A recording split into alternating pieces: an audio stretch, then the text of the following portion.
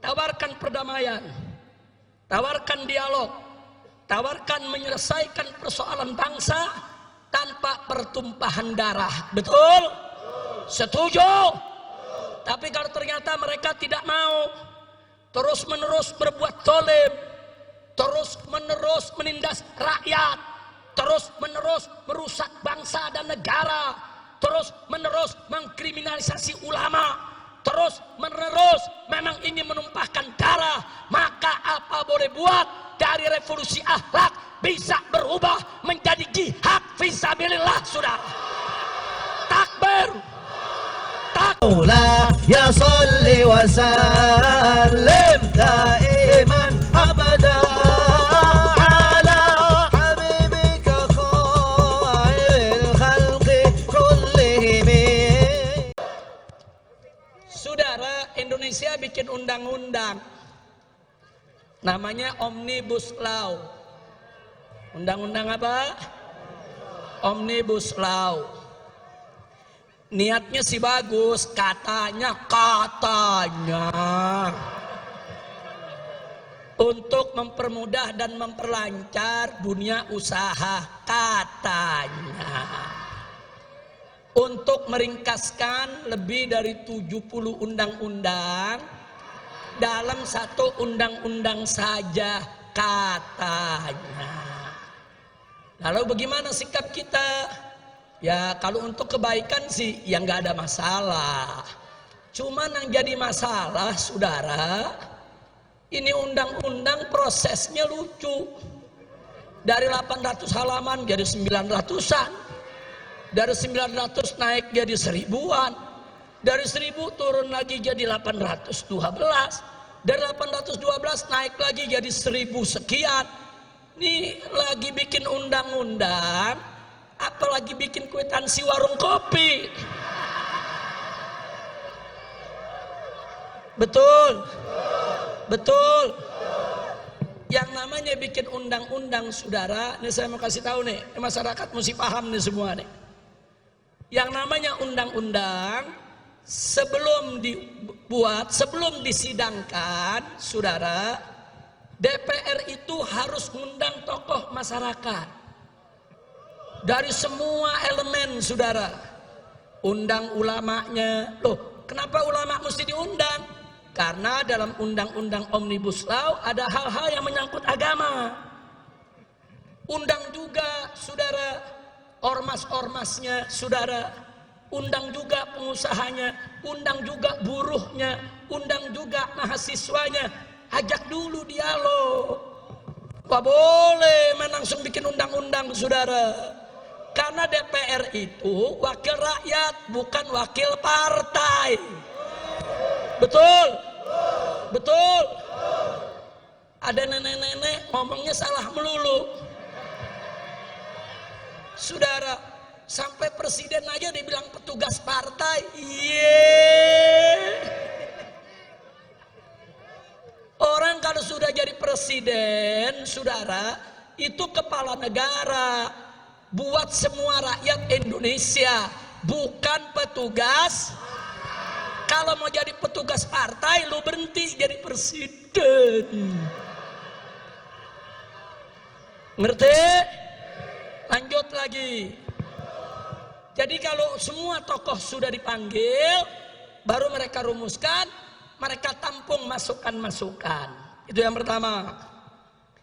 Yang kedua, itu dibahas dulu di badan legislasi DPR, saudara.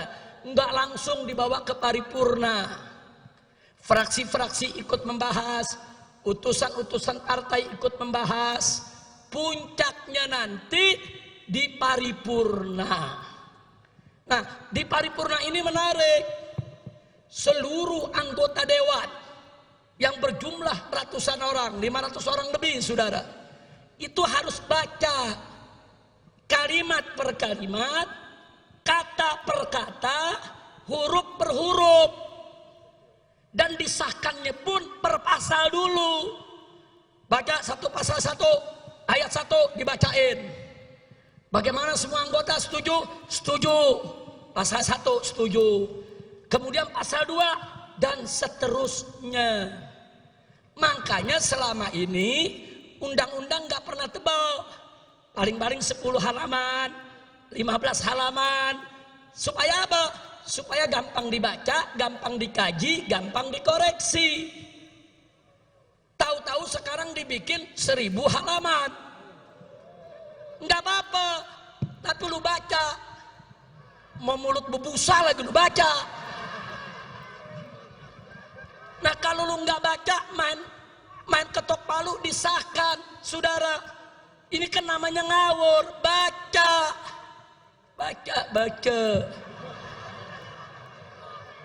Ada yang jawab, Habib, kalau dibaca 1000 halaman bisa berhari-hari baru selesai.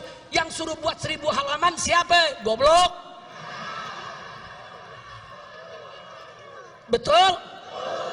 Lu mau bikin 1000 halaman boleh. Tapi baca.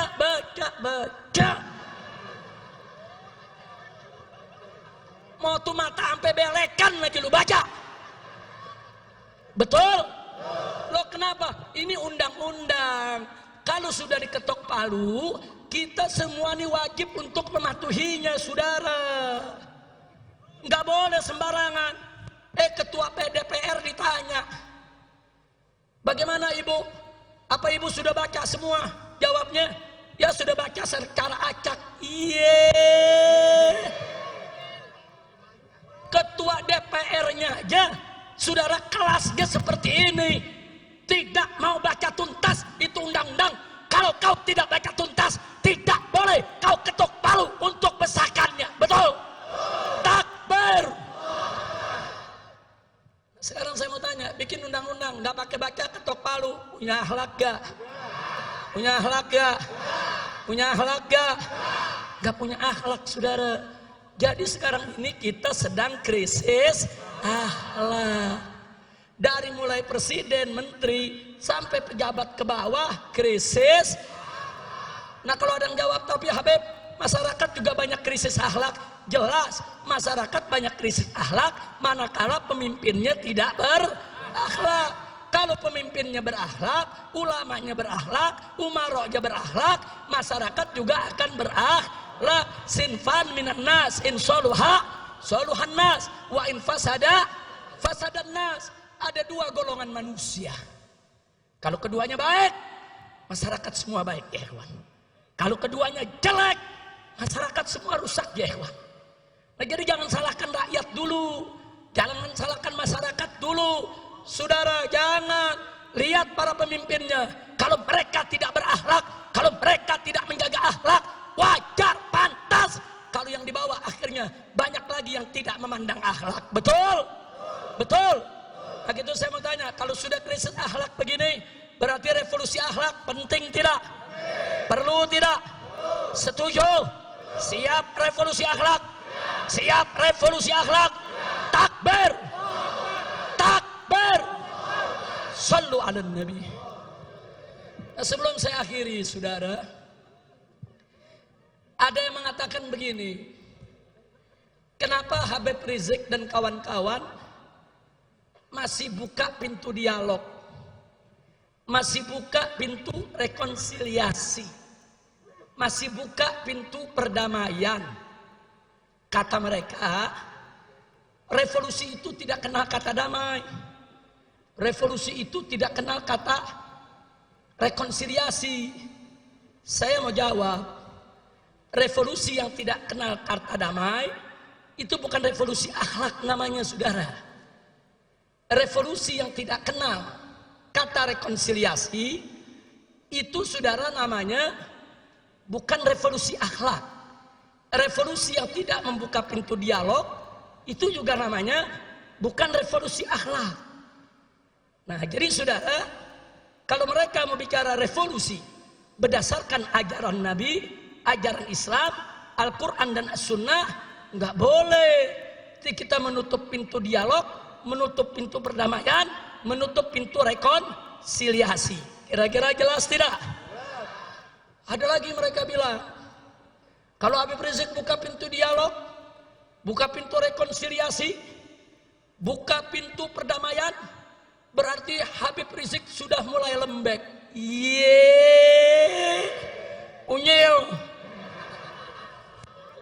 bukan kue apem lembek. Kira-kira jelas tidak? Bicaralah revolusi yang cerdas dan bicaralah revolusi berdasarkan ajaran Nah baik saudara, jangankan revolusi, perang saja saudara, Nabi tidak pernah melupakan akhlak saudara. Lihat perang-perangnya Nabi kita alaihi salatu wassalam. Nabi alaihi salatu wassalam mengajarkan para sahabatnya, manakala dua pasukan sudah bertemu di medan tempur antara pasukan Islam dengan pasukan kafir, maka panglima pasukan Islam wajib terlebih dahulu menawarkan Islam kepada para musuh saudara. Kalau mereka terima, cukup, nggak boleh lanjut perang saudara. Jadi Nabi di setiap medan tempur menawarkan dulu, kenapa kita mesti perang? Kenapa kita tidak sama-sama beriman kepada Allah? Kenapa kita tidak menjaga perdamaian? Kenapa kita tidak stop pertumpahan darah? Ini ajaran Nabi saudara.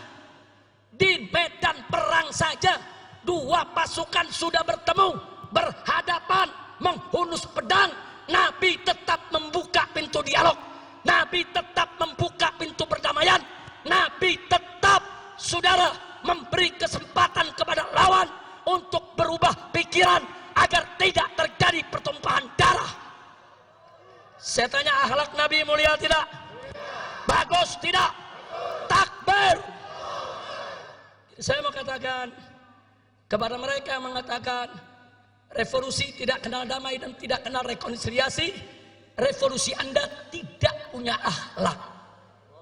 Sedangkan revolusi kami, revolusi akhlak, saudara. Nah, tapi jangan lupa, di medan perang, kalau Nabi sudah dialog, Nabi menawarkan perdamaian, tapi musuh nggak mau damai. Musuh tetap berkeras untuk perang.